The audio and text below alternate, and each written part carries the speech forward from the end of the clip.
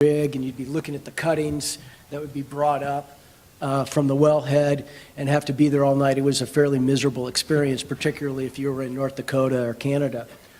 Today, that's all done over the internet. It's recorded electronically. It goes up, comes down. You're sitting in your living room in front of the fireplace looking at that. So as far as quality of performance, quality of life, it's been a tremendous change. Right. Jay's just spot on. The one thing you cannot discount is geology trumps technology. So if you don't have good rock, I don't care how much technology you throw at it, you're not going to get oil and gas. But with that said, when you look at the development in shale oil and gas production, we've known that shale rock contains large amounts of hydrocarbons. I mean, that's not new. We just thought it was too tight of formations to ever get them out of there. Technology and hydraulic fracturing is what has allowed the, really, I would say not only the boom in oil and gas production in the United States, but also the manufacturing renaissance that our nation's going through now. I think I've seen quite a change in the marketing side of it. Because previously, when I started my business, I used to call people for pricing information, good old phone call, good old market discovery. Now they came up with Intercontinental Exchange, which all the pricing and all the volumes are on one website. You can just like in your living room, you can buy gas by a click of a button. We don't have to kiss his ass anymore, I'm sorry, about buying gas. You can just buy gas from anywhere on the click of a button, which is a major, major change. You know, as long as you have credit with the counterparty, you can buy it. The second thing is happening is that the transportation sector and the pipeline maps used to be good old maps, you go hang out and all that. It's all online. It's tremendous information that the transportation rates that used to be call the people, get the rate, it's all online. So tremendous change has been, it's more efficient, and it is making this, life much easier for us to do business. Okay. So, well, it's clear that tech, in one way or another, has moved up and down the value chain. I did want to say, I note that I thought this was a technology group. I thought the slideshow issues be sorted out a little bit better. But so for each of y'all, where in your particular zone of interest are areas that are ripe for new investment? Now we can go back to the slide, like the crooked smiles. I think it's slide 1 or 2, I think.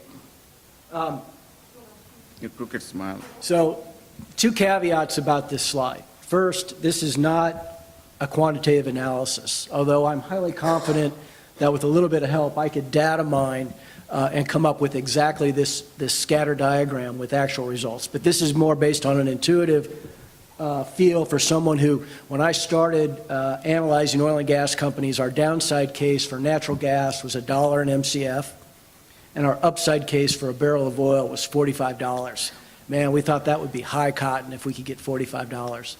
The second caveat is you'll notice on the vertical axis is returns. That is a relative factor. 0 might be at the bottom, but 0 might, during certain periods, be relatively near the top of that slide. So it's all relative, not absolute. What we find is the opportunity goes with the risk, and that, I think, is probably the same everywhere. You can invest in ExxonMobil, you can invest in Conoco, you can invest in the super majors. They're going to give you on a relative basis, a good return with very little risk.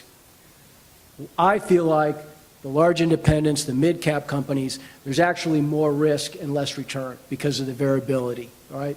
And then over on the far side, the small companies, the entrepreneurial companies where I play, it's really wide. You can lose a lot of money or you can make a lot of money, and you have to figure out how to manage that risk. So for me, in my business, we look to the small companies. We think we can apply our experience, our knowledge, and we can, because we play on the debt side, we have the ability to sort of mitigate the risk that the pure Equity investors don't. We partner with the teams that have got the skin in the game. But again, that's sort of just a rough idea. It varies over time, but in general, the big returns are going to be for those that take the risk. And that's not different than any of the other guys that are going to talk to you today, or gals, about pharmaceuticals, about real estate, about anything else. You have to take risks to make the reward. So Brian, in the midstream sector, we've seen a lot of stuff in the press about crude oil going by trains, pipelines, environmental concerns. Where are the areas in the midstream sector that are going to be flush with opportunity in the next few years, do you think? We think the opportunity is a little further downstream than the processing, than natural gas processing. With every barrel of crude oil that comes out of the ground, there's associated gas that comes out with it, rich in hydrocarbons. So we're processing that gas. We're building additional processing capacity. We're building additional transportation infrastructure and a tremendous amount of fractionation capacity to break that into component pieces. The market's awash in ethane. There's really only two things you can do with ethane. You can leave it in the natural gas, or you can crack it into ethylene. Cracker capacity is being